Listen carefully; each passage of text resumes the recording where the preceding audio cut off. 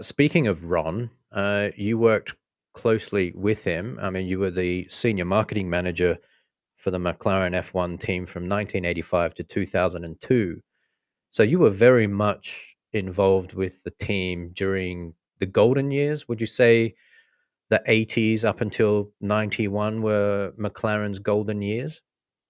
I think so. I'd stretch it a bit further through to well, you've got also got to take towards the end of the 98 and 99 as well. But that was I think so. I know you had the two, well, 89, for example, you had the two best drivers in the world, 88 and 89, two best drivers in the world. And, friction was inevitable. I mean, I remember it got to the stage where they all pally was together. But towards the end of 89, you have to go into the motorhome and say, right, Ayrton, this is what you've got to do for this particular promotion. And you're sitting next to him was Alan, you go up to Alan and say, Alan, this is what you've got to do. The two, there was a ball between the two, but I mean, it was a great show. It's a great show. But racing has changed. I think where McLaren, people used to work for Ron first and foremost, and then they worked for McLaren. That's the philosophy. And where it was different was it was a bunch of, I won't say a bunch of misfits, but it was a very dynamic, varied people of ability that worked together when they all came together as one particular package. And that, racing was different. The amount of hours the mechanics would work, what their abilities were going to be, and it's changed now. It's got bigger, it's more dynamic, and but I suppose for anyone who goes into motorsport and into Formula One, it's always going to be the glory years for them. It's just my generation is just getting a bit older now, and they remember the golden years through slight rose-colored glasses. Yeah, true, true. Well, I remember when you were here, and I think it was 17 or 18. We spent some time in the McLaren garage. It was the years the team had that awful black and grey outfit. I think Yes, Alonso was with them, right? And it's probably why it's black. and and I remember there was one of the team members was the only team member left from your days. I forget his name. Um, but I remember him telling us how when Zach and Monsoir took over, how they basically told everyone that this the Ron era is done. Forget about his procedures. Forget about his rules. This is how we're going to do it now. And I remember seeing you and Bob as well, Bob McMurray, and you guys were basically in shock about the drastic change from the Ron Dennis run team to the new Zach and Monsoir run team. And yeah, you had quite a few things to say about that.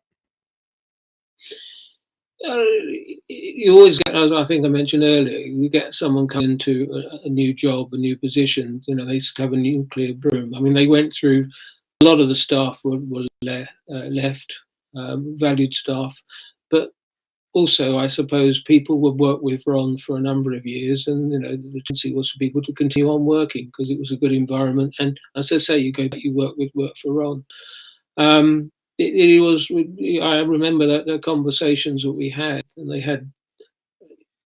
If you work for McLaren time, you were ingrained with this making things look neat, tidy, efficient, and all that sort of thing. They go to tremendous extremes. For example, the British Grand Prix had tiles, actually laid down tiles onto the floor because we had the sponsor courtaulds and they had a good product as such. But it took it to a whole new level as such.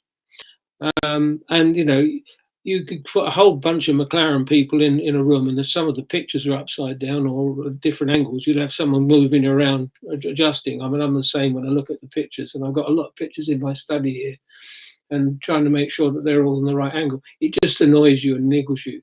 But you realize that actually it's having a clean, precise working environment. And that's where it actually came from, and to be sufficiently organized. Well, that was, yeah. I mean, one thing we picked up during our time in the McLaren garage was there were there were team members, not necessarily mechanics, but other team members who, growing their hair long, having stubble, their shirts were untucked, and I remember you saying this just Ron would never have stood for such a thing. But the film crews is a good example. You used to get guys walking around in the earlier years like that, and it got to the rule, right? If you're going to have a film crew come in, they've got to look relatively smart, black trousers, white shirt, or whatever, the sort of standard type of uniform. But they've got to look smart because it's image. That's what it boils down to. And then you look at the pictures of the cars in the 70s, and they're in car garages and car parks, and they're on fields and all that sort of thing. And it changed dramatically. But it's about a mental sort of thing. I mean, you're probably the same. You need your clear desk, because if you don't, you go piles of paper and that sort of thing. You can never find anything. It's all about to be inefficient. I presume you haven't changed since then. No, it is actually, because I've got my setup here, so my desk is relatively clean. But some of us geniuses perform better in a mess. But that's just science. No, it's just you trying to justify it. I know your secrets. This is about you.